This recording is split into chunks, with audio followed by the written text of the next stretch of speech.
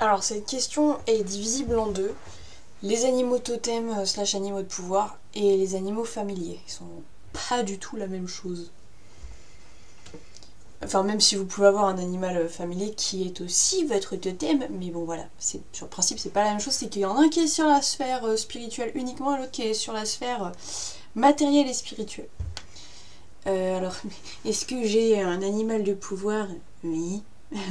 Légèrement, hein, je le porte en. Ah, là, c'est ma petite chauve-souris, elle est là, et puis il est là, Ernesto. Donc oui, j'en ai même plusieurs. Parce que, bon, cette question est stupide parce que tout le monde a des animaux de pouvoir, c'est juste que vous les connaissez pas forcément. Vous n'en avez pas forcément conscience qu'ils sont là. Donc la réponse est oui. Donc un animal guide, la chauve-souris, et comme un animal protecteur, le cerf. Avec le papillon, le serpent, le requin, la biche, le faon, l'écureuil, et puis des animaux volants. Mais je ne les ai pas forcément tous bien identifiés. Enfin voilà. J'en ai un paxon. Et les lapins. Ah, voilà. J'en ai 8. Voilà. Sur la question. Enfin, j'en ai. Tout le monde en a, mais moi, je les connais, quoi. J'ai bossé un peu avec eux.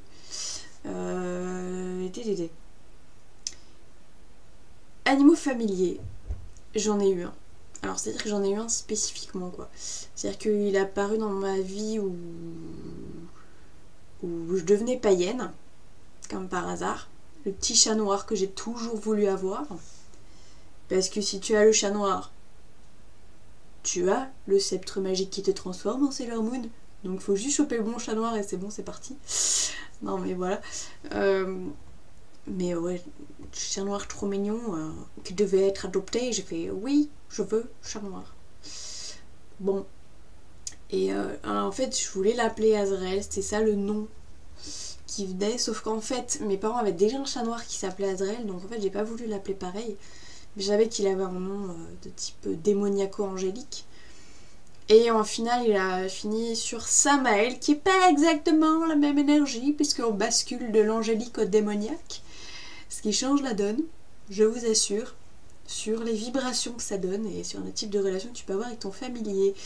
Je sais pas comment vous voyez vos familiers, mais pour moi, c'est des animaux de physique qui se sont rapprochés de vous pour un but spirituel. Et souvent d'ailleurs les animaux de compagnie sont des familiers, hein, tout simplement. En fait mon chat, celui que j'ai toujours, pas celui que j'ai perdu, donc du coup le familier officiel, celui qui était non officiel, bah, il est toujours là. Et puis bon, il y a un peu 8 chats dans cette baraque, donc on est un petit peu entouré. Voilà. Dont un guide spirituel qui se prend pas pour de la merde. Mais enfin voilà, c'est ouais, des chats. Hein. Il n'y a pas eu autre chose. J'ai jamais eu de chien. J'ai pas eu de poisson rouge familier. J'aimerais bien avoir une chauve-souris familière. Ce serait trop, tellement la classe. Ce serait trop cool. Enfin voilà. Donc ouais. Et, alors, pour en finir avec le petit chat noir, il est resté avec moi 1 an. Ouais. Une bonne année où ça n'a pas été évident de gérer parce qu'il était trop intelligent, trop actif forcément. Moi qui avais perdu l'habitude avec mon vieux chat, voilà, je l'ai senti passer. Il était avec de l'humour aussi, ça c'était cool. Mon petit Samuel, attention, enfin, j'avais fait un baptême, j'avais baptisé Wicca Style. C'était vraiment vraiment un familier. Et comme j'en pouvais plus, il me faisait chier. Il était tout, il devait avoir besoin de trop d'attention. Il faisait connerie sur connerie. Enfin, c'est pas qu'il faisait connerie sur connerie, mais c'est qu'il était vraiment chiant. Je pouvais pas mettre mes pieds n'étaient pas en sécurité dans le lit, ça c'est relou.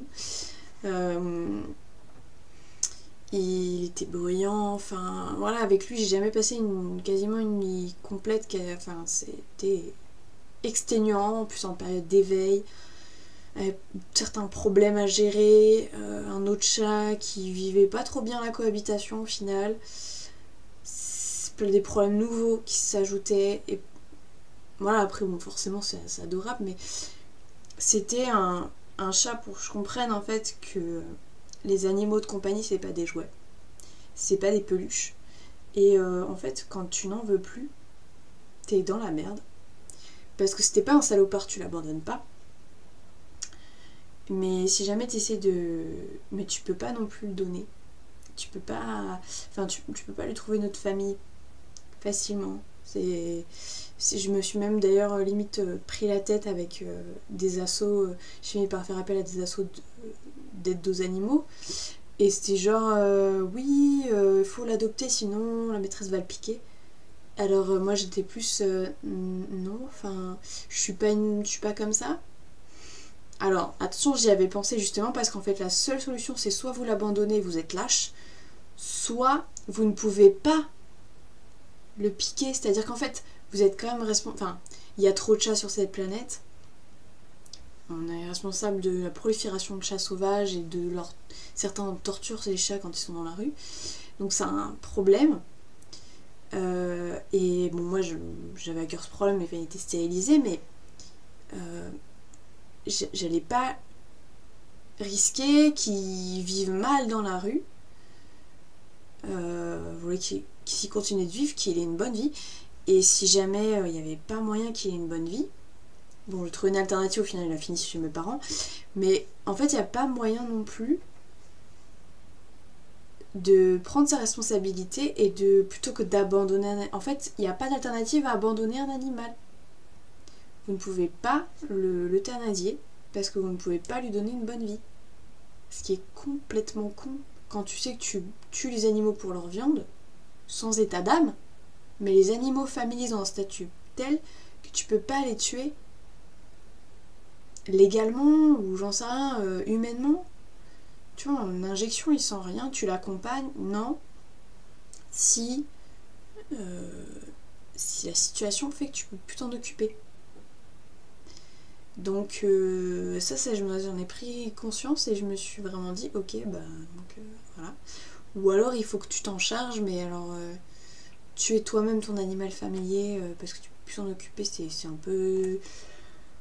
J'y ai pensé parce qu'en fait au bout d'un moment en fait il m'a aidé à me rendre compte que j'ai besoin d'un espace vital, que j'ai besoin de le défendre et à prendre position pour moi-même parce que il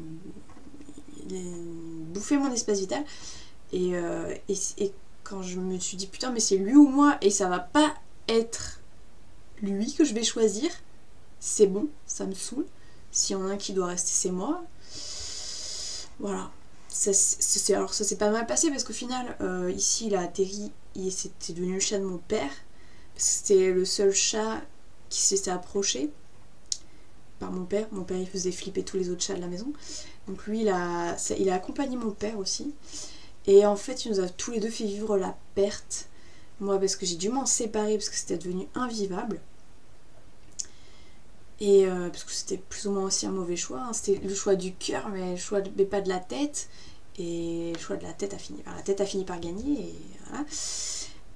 Et le truc c'est qu'au bout d'un moment ce chat a fini par faire sa vie tout seul, j'étais pas au courant qu'il avait disparu, ils me l'ont pas dit tout de suite qu'il était plus voilà. J'ai eu du mal à m'en séparer parce que mine c'était le chat que j'avais toujours voulu avoir depuis très petite, et mais ce qui est marrant c'est que quand j'étais en train de pleurer dans le jardin en croyant que quand j'ai juste de la porter à la maison, c'est la première fois qu'il allait dans le jardin.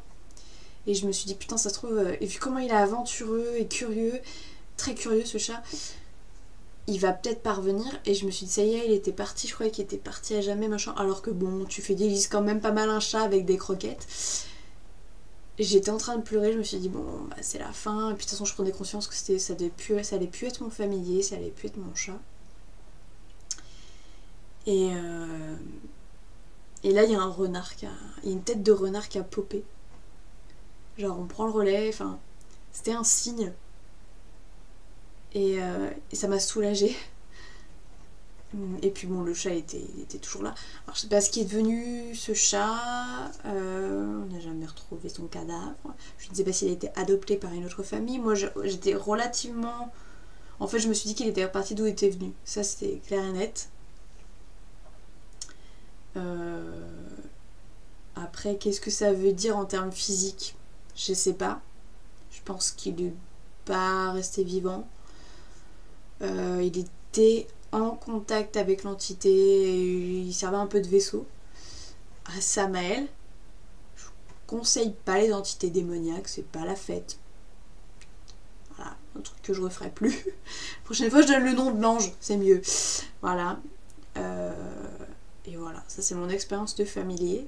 Puis après, bah voilà, j'ai toujours mon domino, qui est un familier au long cours, qui m'a appris beaucoup de choses. Et pour lequel j'ai toujours beaucoup de tendresse, beaucoup d'amour.